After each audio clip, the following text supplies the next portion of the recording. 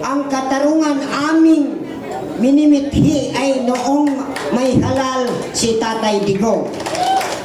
Bago kami naging kasapi, bago nabuo ang aming grupo, sir, na kasapi ay dati na kaming MRRD, NECC, ARMM pa po noon. Medyo kinakalaban din namin ang governor noon. Noong magkaroon ng eleksyon sa pagka-presidente, alam nyo ba na ang lakas ng suporta namin kay Sara Duterte? Pero bigo kami. Dahil bigo kami noon, dahil hindi siya tumuloy. Ang kampanya namin doon sa laylayan, Sara Duterte, pero medyo nabigo kami. Pero baka naman ngayong 2028, ngayon pa lang sisimulan na natin. Alam nyo, gumagamit kami ng bangka para lang sa signature campaign natin. Opo, makikita doon sa mga form natin na medyo nabasa. Pasensya lang. Pero kahit pa paano, ginagampanan namin ang tungkulin para makabayad man lang kami kay Tatay Digong sa ginawa niyang pagbigay sa BOL, ang Bangsamoro Autonomous Region in Muslim Mindanao na kanyang ibinigay ngayon, kung saan kahit sa laylayan ngayon, inaabot na ng programa ng aming butihing chairman. Ngayon po, inihikayat ko po ang mga kasamahan natin sa BARM at buong Mindanao, lalong-lalo na sa Cotabato City, na wag na tayong magpatumpik-tumpik pa. Dito na tayo kay Sara. Wala man tayong maibigay na pera, hindi man natin kaya mapunta dito sa Maynila. Dahil sa totoo lang po, nagsulisit lang ako ng pamasahe ko. Isang hamak na COS lang po ako. Kaya nahuli ako dahil hindi ako nakasabay sa mga kasamahan ko, kay medyo kumulang yung bayad natin sa aeroplano. Kaya lang po, medyo mayroon din tayong isang salita, kaya maraming nagpautang na rin. Opo. Babayaran lang natin pag uwi natin, pagka magbalik na tayo sa ating serbisyo. Tama yung sabi ni Sir kanina, yung rider, na hindi tayo natatakot sa mga asawa natin. Opo, hindi tayo, kung nasa tama ang ipinaglalaban natin. Kasi yung mga asawa natin, madali lang yan pakiusapan. Ako po, palagi na lang, hindi ko na lang ipakita ang likod ko kay medyo makaya. Pero ang sikreto sa ating mga asawa pagka magalit sa mga ganito, bilhin natin na hanger yung mahina lang. Kahit napaluin tayo, hindi gaano kasakit. With that, Assalamualaikum, magandang hapon po sa ating lahat. Nakakatabang puso ang volunteerismo ni Brother Norodin. Nangutang na, pero sigurado tayo na hindi siya bahagi doon sa mga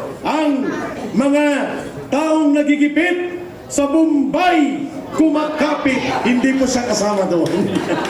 Baka sa malita kumakapit. Thank you, Brother Norodin, for your very meaningful and inspiring initiative of coming over here. Pero ayoko yung hangera. Okay na kami sa unan. Medyo malambot yung unan kumpara sa hangir. Ang ating tagapagsalita mula sa SFGF, bago ang panghuli sa Aguila ng Cagayan, Colonel Yu. Please come over. Nandyan pa ba? Si Colonel Yu. Ayan. Siya po ay nag-iisa lang. Only you. Come here, please, Colonel Yu. SFGF. Kagrupo ito nila Captain Dado Enrique. Mga tagapagtanggol ng Sambayan ng Pilipinas. Dito na, sir, sa Intablan. And then, ang Aguila ng Cagayan, please pumunta na po kayo sa harap. And then we will have the community gathering for the final portion. Salamat kay Rick. Una-una, nag-extend po si Chairman Dado na pasalamat sa inyo dahil sa pagkilala ng aming grupo. At siya rin po ay makaya rin niya ang sovereignty ng ating Pilipinas. Ang lahat ng tao ng Pilipino ay may karapatang magsalita laban sa mga katiwalian. Ang pinapaabot niya sa inyo, ang for justice and truth of the Filipino family at para sa bayan. Higit sa lahat, pinapaabot niya ang pagkumusta sa inyo. At kami po ay kasama din sa mga grupo gaya ng inyong adhikain sa mga plano natin sa mapaayos natin ating bansa. Higit sa lahat, mapaayos din natin ang ating mga buhay, mapaalis natin mga katiwalian ng mga nasa kasalukuyang gobyerno natin. Kami po sa SGF, kasama niyo sa mga lahat ng plano na mga mangyayari. Hindi rin namin gusto yung violent na paglaban sa mga gobyerno. Kundi peace ang natin, peace rally ang natin gagawin. Gaya ng lumangkay ng ating mga grupo, Dato Rito Taso, Guzman Taras, Enrique, at iba pa mga kasama natin sa mga ngayon nandito, mga leader. Iisa lang po natin plano dyan. Kaya masahan niyo yung SGF na kami lalantad sa anumang panahon na kailangan niyo kami. Muli, papasalamat po si Captain Dado sa inyong suporta at kasalamat sa mga kailangan natin. Salamat po. Maraming salamat sa grupo ng SFGF at kagrupo nila Captain Dado Enrique with their representative right now, si Colonel Yu, retired Colonel Yu po ito.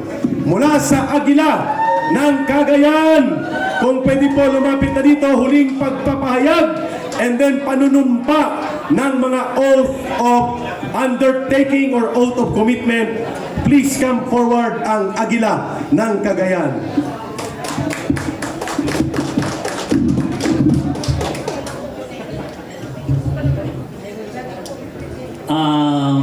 Magandang hapon po sa inyong lahat, mga fellow organizers and leaders ng kampilan ng mamamayang Pilipino. Aking ikinararangal na ako ay napasali dito sa National Forum, Leaders Forum, at ikinararangal ko din na inyong marinig ang aming tinig mula sa norte. Baka ang akala ng lahat ay walang Duterte sa norte. Ako ay tumayo sa mga Duterte sa norte dahil madaming mga bangag sa Cagayan North dahil nagpapaniwala sila sa isang budol-budol man.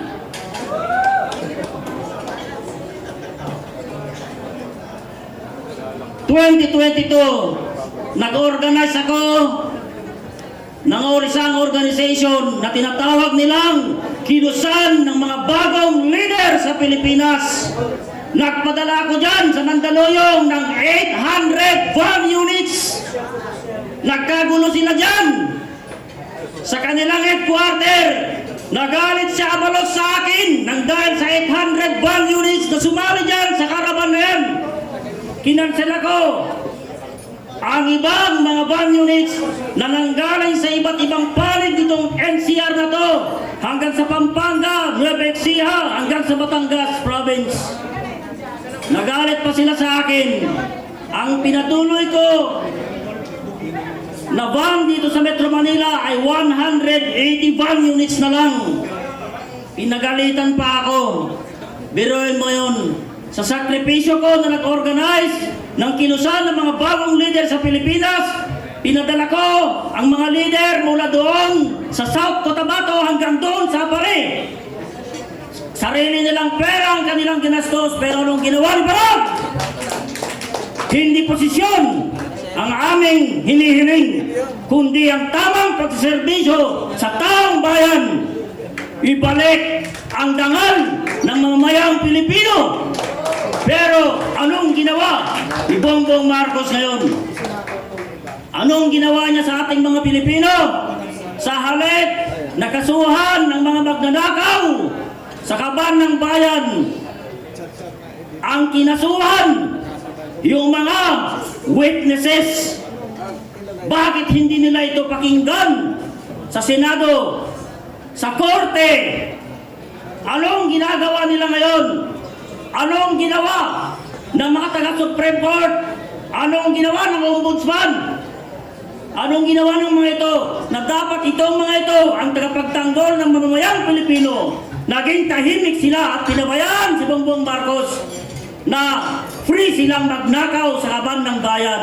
Hindi lang doon, mga kababayan. Ibinenta ang halos 30 tonelada na ginto na gold reserve ng Central Bank.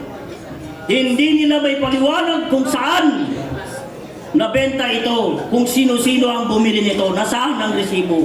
Ngayon, ako ay lumantad sa Norte at ito ang mabigat na laban ko ngayon dahil maraming mga buzzers, maraming mga commentators dyan sa social media sa akin, pero ngayon, patuloy ang pag-organisa ng Duterte, solid Duterte North sa Cagayan ngayon. Yun ang magandang balita sa atin ngayon dahil dumadami na ang ating mga miyembro, mga leader sa iba't ibang bayan ng mga probinsya ng Cagayan Valley. Isama na natin dyan ang mga iba't ibang parte rin ng Cordillera, mula Kalinga, Ifugao, Mountain Province at Apayao. Maraming salamat po. Ang inyong lingkod po, ang Cordem Agila ng Cagayan. At sa totoong buhay, yan si Rodel Bugpaya Jerez na dating tumakbong gobernador ng probinsya ng Cagayan 2016. Kasabayan ko po sila, President Duterte po. Maraming salamat po. Maraming salamat.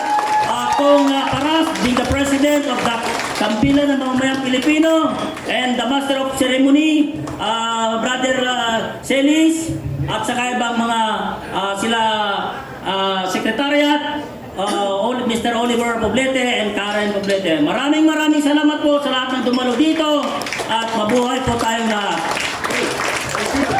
Maraming salamat mula sa grupo ng Agila sa Norte, Agila sa Cagayan. Everybody please let us stand up and come closer. Requesting everybody from the back to please come forward.